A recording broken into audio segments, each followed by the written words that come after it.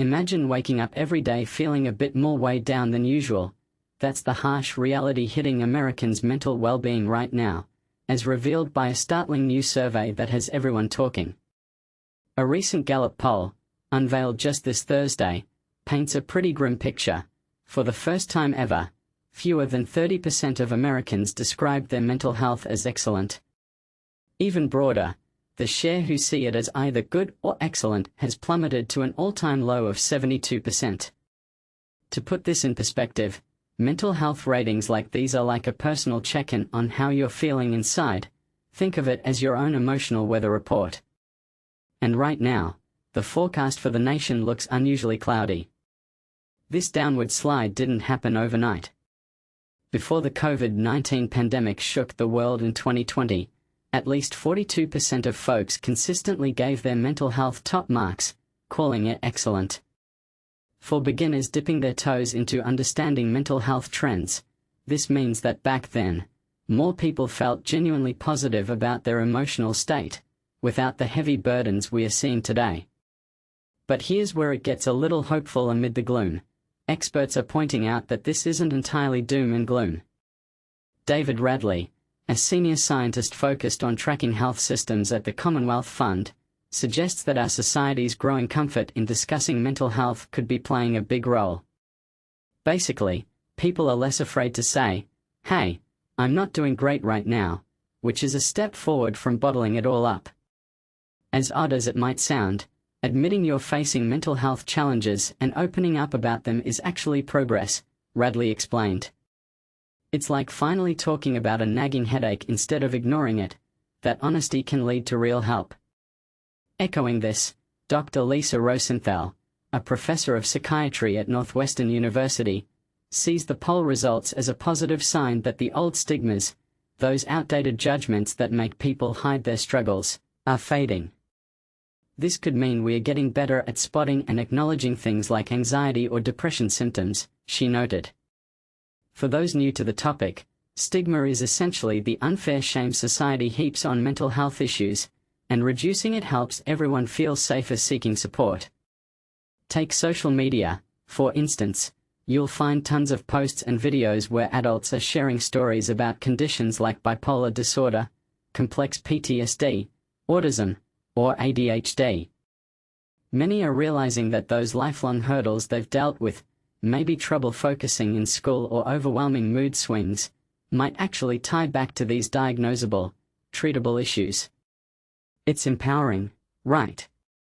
A detailed report from the nonprofit Fair Health backs this up, showing a massive spike in mental health diagnoses since 2019.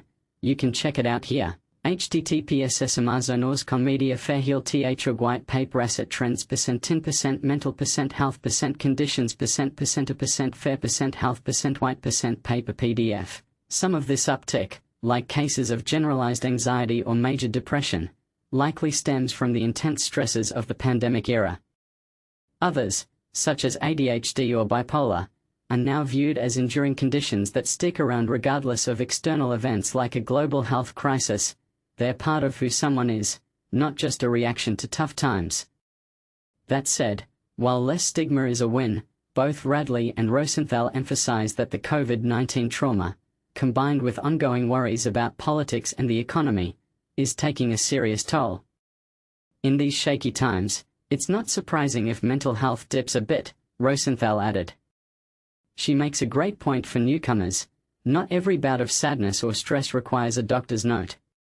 Sometimes, it's a natural response to chaos, unpleasant, sure, but human. For example, feeling on edge during election seasons or financial squeezes is common, even if it doesn't feel good. And this is the part most people miss. The unhappiness isn't hitting everyone equally, but it's spreading in unexpected ways. The poll highlights sharper drops among groups that usually report stronger mental health, like college-educated adults and Republicans. For Republicans, the percentage calling their mental health excellent fell from 53% in the 2014 to 2019 stretch to just 40% from 2020 onward, bringing them in line with Democrats, who have long rated it lower. Interestingly, people often feel better about their mental state when their party holds the White House, yet both periods covered Democratic and Republican leadership, so politics alone doesn't explain it all. College grads saw an even steeper decline, a 17% drop to 36% rating excellent, closing the gap with non-grads, where only 30% felt that way in recent years. Their mental health took a bigger hit, but now it's more even across the board. I'm not sure exactly why, but it suggests we are all sharing this collective funk, Rosenthal observed. To clarify, this equality in unhappiness means the divides that once separated groups are blurring, perhaps because big societal pressures affect us universally. Rosenthal ties this to a deeper issue. Americans are feeling more isolated than ever. Anger has poisoned our conversations, breaking down civility and our connections. We struggle to chat without conflict, and that loss of community hits hard on our sense of belonging, she shared. Picture it like a neighborhood barbecue turning into arguments. That erosion of togetherness can leave anyone feeling adrift. Yet, as divisions grow, think political polarization, the poll reveals our mental health experiences are oddly converging. Plenty of folks sense big changes looming, and when they hit, it won't pick favorites, Radley warned. It's a reminder that uncertainty touches every doorstep. But here's where it gets controversial. Is this mental health slump mostly the pandemic's lingering shadow, or are we overlooking how fractured our social fabric has become, with politics fueling endless stress?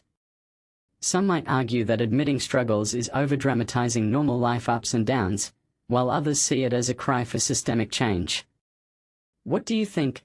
Is the decline a healthy sign of openness, or a red flag we can't ignore?